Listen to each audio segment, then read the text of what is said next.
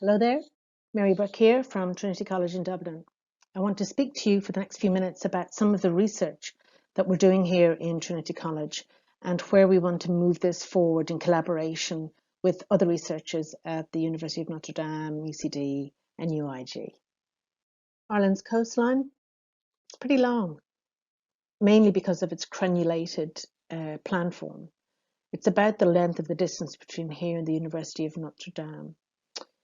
It's variously composed of sandy beaches and dunes, or a lot of it is cliffed, and some of that is rocky cliffs.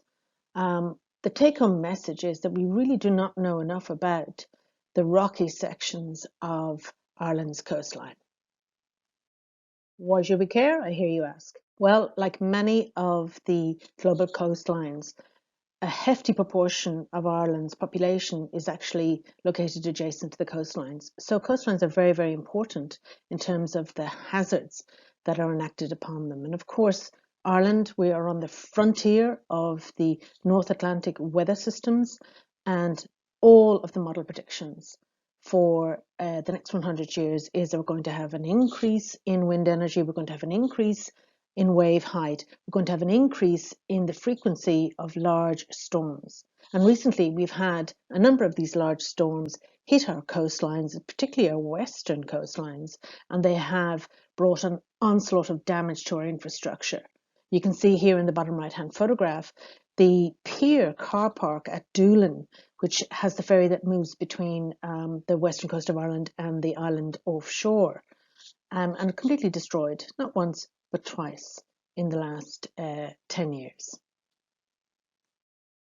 Coupled with these rock coastlines, we have very coarse-grained clasts deposited there. And these are so interesting because they provide not only information about the magnitude and frequency of paleostorms, but they can also be viewed as artillery or weapons that waves are capable of entraining and moving further inland towards the coastline to damage infrastructure.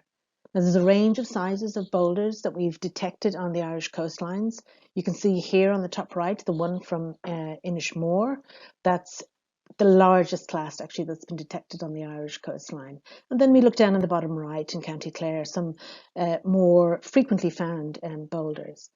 But there's a lot of unknowns about these particular clasts. Where do they come from? How long do they stay?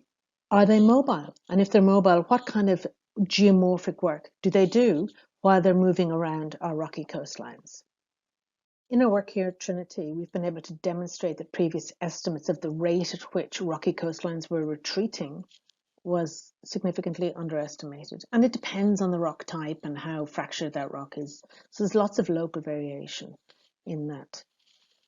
We've also learned about the role of boulders and how they actually are eroded from the coastline, but once they're on the move, they become agents of erosions themselves and battering and scratching surfaces.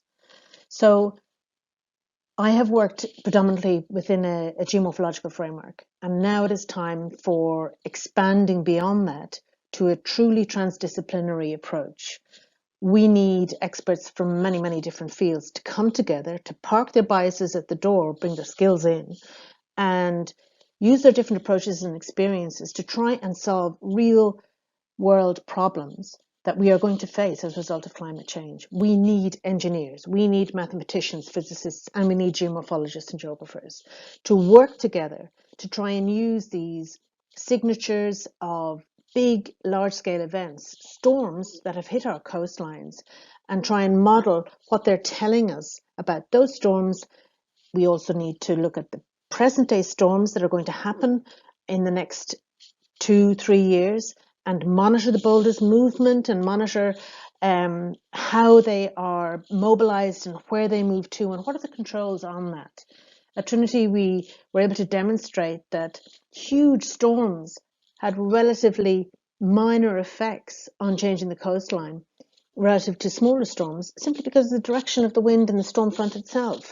Some of them end up being sheltered because they're in bays. So it's a complex problem that needs a lot of good minds addressing it from very different perspectives. So I'll leave it there, and thank you so much for giving me the opportunity to speak to you today.